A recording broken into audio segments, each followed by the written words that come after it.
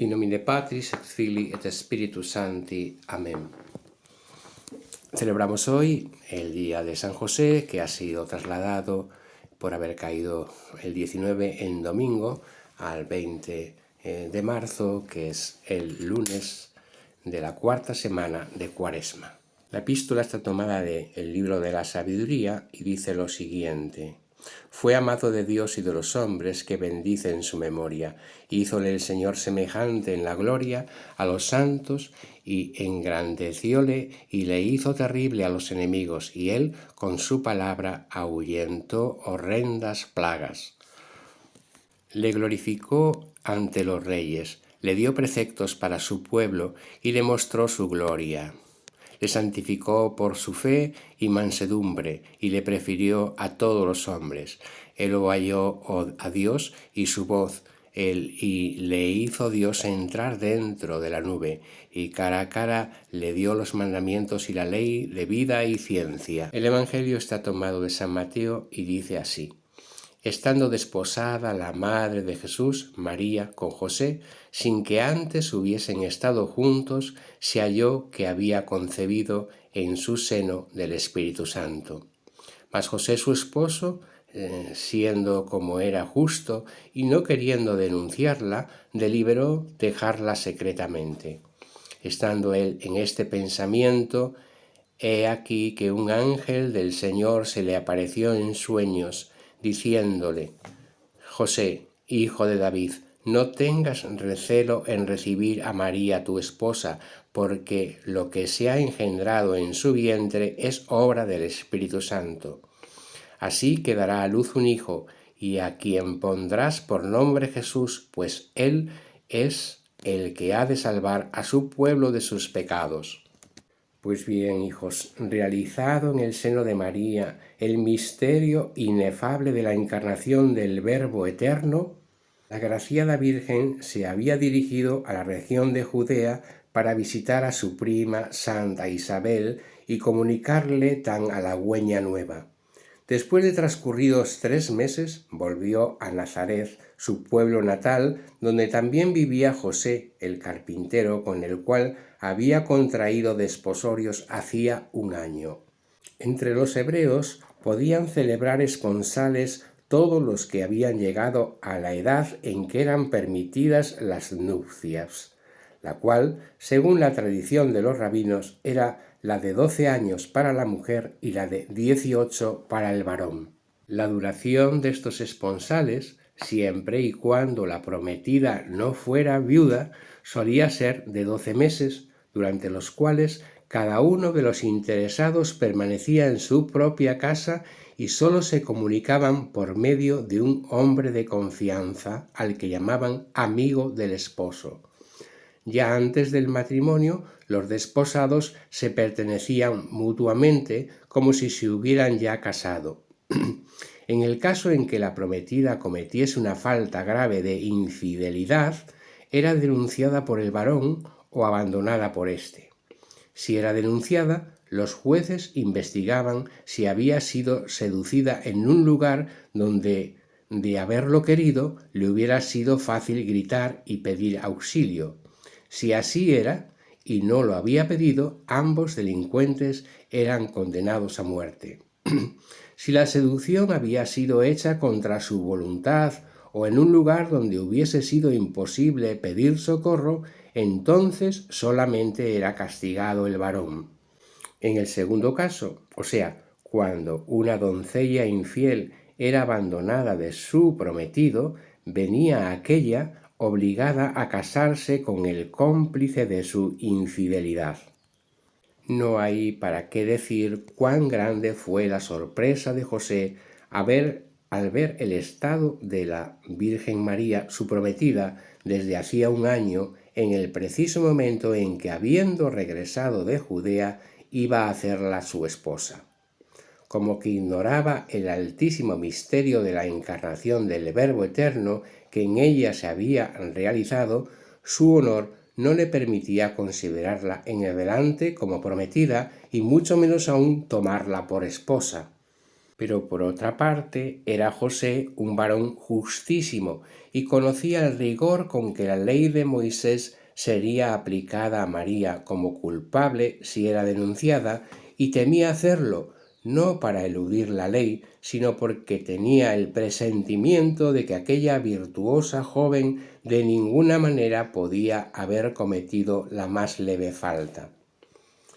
Pero como María guardaba sobre este punto un silencio en aquellos momentos inexplicable, resolvió José dejarla, es decir, romper toda clase de relaciones con ella.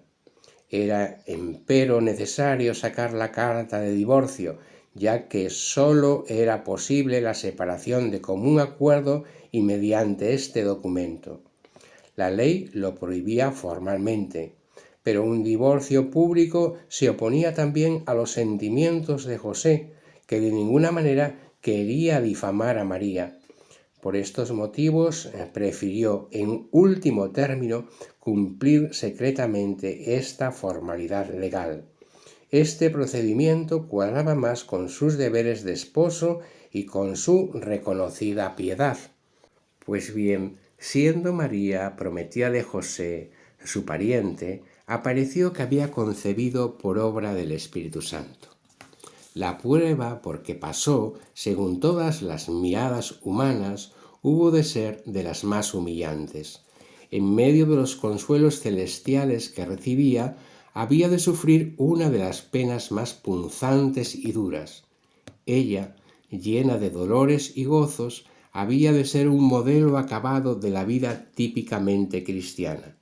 Su prometido, José, varón justísimo, había de creerse traicionado por ella, que hasta entonces había parecido adornada de las más excelsas y angélicas virtudes. Mas como quiera que los esponsales se habían celebrado según todas las formalidades prescritas por la ley, si no comunicaba a su esposo el misterio que se realizaba en sus entrañas, éste forzosamente había de darle el libellum repudii y dejarla. Si no lo hacía públicamente, especificando los motivos del divorcio, difamándola y entregándola a la muerte, lo había de hacer a lo menos de una manera secreta, sin manifestar la causa y salvando su buena reputación. Mas en cualquiera de estos casos era preciso romper las relaciones con María, y esto era cabalmente lo que José iba a hacer con todo el dolor de su alma. Pero Dios nuestro Señor, que tiene providencia de los justos, quiso ahorrarle esta tribulación. Mientras José reflexionaba sobre lo que debía hacer, he aquí que el ángel del Señor se le apareció en sueños y le dijo: José, hijo de David, no tengas recelo en recibir a María tu esposa, en admitirla en tu casa y en convivir con ella, porque lo que se ha engendrado en su vientre es obra del Espíritu Santo. Así que parirá un hijo, a quien pondrás por nombre Jesús. La aparición del ángel, probablemente del mismo arcángel Gabriel, llenó el corazón atribulado del bondadoso José de una gran consolación espiritual.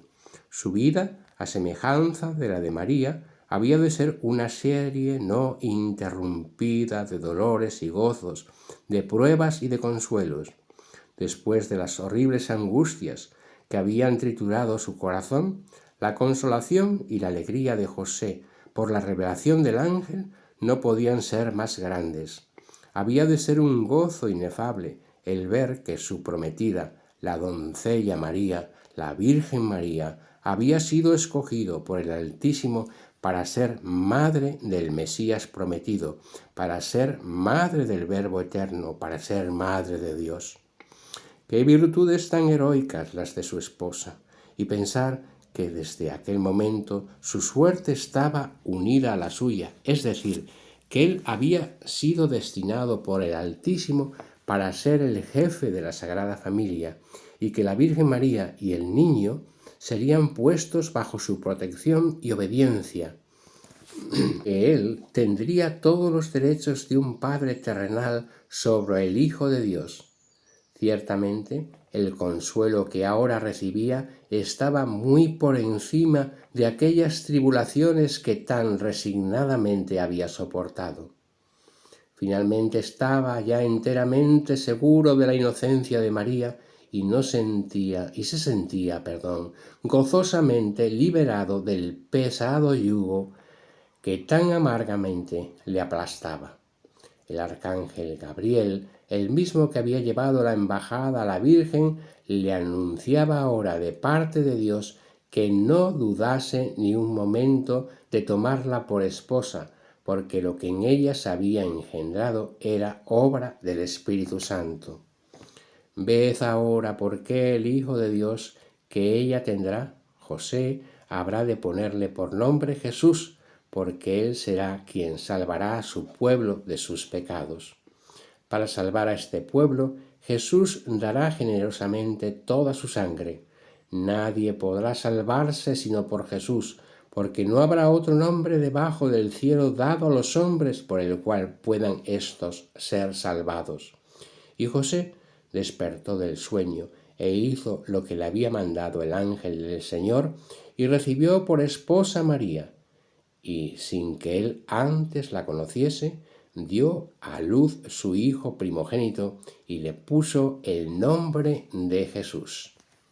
Que San José custodie el caminar en esta vía en la tierra de cada uno de nosotros y que proteja a su Iglesia en la persecución del presente y siempre. Que así sea. In nomine Patris et Filii et Spiritus Sancti. Amén.